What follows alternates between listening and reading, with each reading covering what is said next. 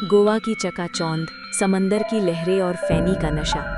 अक्सर लोग यहाँ अपनी थकान मिटाने आते हैं, लेकिन इसी खूबसूरत शहर की गहराइयों में एक ऐसा सन्नाटा भी दफन है जिसके बारे में सोचकर ही कलेजा मुंह को आता है। ये कहानी किसी कल्पना की उपज नहीं, बल्कि एक ऐसी खौफनाक सच्चाई है जिसने 5 दोस्तों की जिंदगी हमेशा के लिए बदल दी। शाम के 5:30 बज रहे थे। हम 5 दोस्त जो गोवा की मौज मस्ती में डूबे थे, अचानक एक ऐसी चर्चा में उलझ गए जिसने माहौल की रंगीनी को स्याह अंधेरे में बदल दिया। हमारे एक साथी ने पास ही मौजूद उस शापित कब्रिस्तान का जिक्र किया। लोग कहते थे कि वहाँ दिन में तो परिंदा भी पर मारता है, लेकिन सूरज ढलते ही वो जगह किसी और की रियासत बन जाती है। वहाँ से रात में लौटने का मतलब है अपनी रूह को वहीं गिरवी रख देना।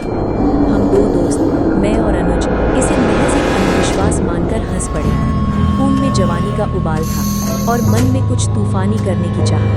बाकी 3 दोस्त डर के मारे बाहर ही रुक गए, पर हम दोनों ने उस लोहे के जंग लगे गेट को पार कर अंदर कदम रख ही दिया।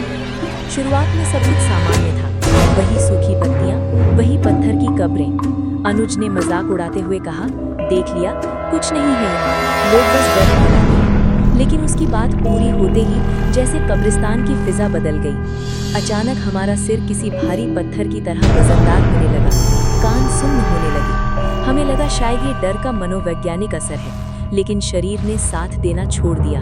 हम दोनों एक पुराने टेढ़े मेढ़े पेड़ के नीचे ढह गए। बाहर खड़े दोस्तों को आवाज दी, पर शायद हमारी आवाज उन तक पहुंच ही नहीं रही थी, या शायद कोई शक्ति उसे रोक रही थी। अनुज की हालत बिगड़ने लगी, उसका चेहरा पीला पड़ गया और वो बेहोशी की गर्त में जाने लगा। मैं जैसे तैसे घिसटते हुए बाहर आया और चिल्लाकर दोस्तों को बुलाया। जब वे अंदर आए और अनुज को उठाने लगे, तब असली तांडव शुरू हुआ। अचानक हमारा एक और दोस्त पागलों की तरह रोने लगा। उसकी आवाज अपनी नहीं थी, वो चीखा, कहाँ ले जा रहे हो इसे? मैं किसी को जाने नहीं दूंगा, तुम सब यहीं रहोगे। रात के 11 बज चुके थे। चारों तरफ सन्नाटा ऐसा कि अपनी धड़कनें सुनाई दी। जब हम दोबारा उसे बाहर निकालने अंदर गए, तो जो देखा वो किसी नर्क के दृश्य से कम नहीं था। हमारा वो दोस्त जो चंद मिनट पहले ठीक था, अब अपने ही कपड़े फाड़ चुका था। उसके नाखून अपनी ही खाल को नोच रहे थे।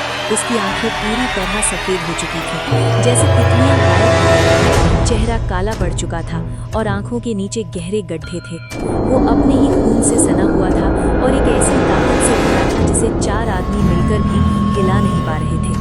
वो 1 इंच भी अपनी जगह से टस से मस नहीं हुआ। हम चारों रोने लगे, क्योंकि हमें अपनी मौत सामने खड़ी दिख रही थी। तभी ईश्वर की कृपा हुई। हमारे एक साथी ने अपने एक स्थानीय परिचित को फोन लगाया। वो शख्स एक तांत्रिक और कुछ लोगों के साथ वहां पहुंचा। हमें बस इतना याद है कि कुछ मंत्र पढ़े गए, कुछ छींटे मारे गए और एक भयानक चीख के साथ सन्नाटा छा गया। जब हमारी आंख खुली तो हम अस्पताल के बिस्तर पर थे। वो कब्रिस्तान आज भी वही है, अपनी उन्हीं खौफनाक कहानियों को समेटे हुए।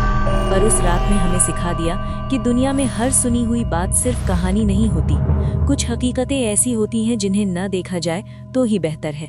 क्या आपके पास भी ऐसी कोई कहानी है जो विज्ञान को चुनौती देती है?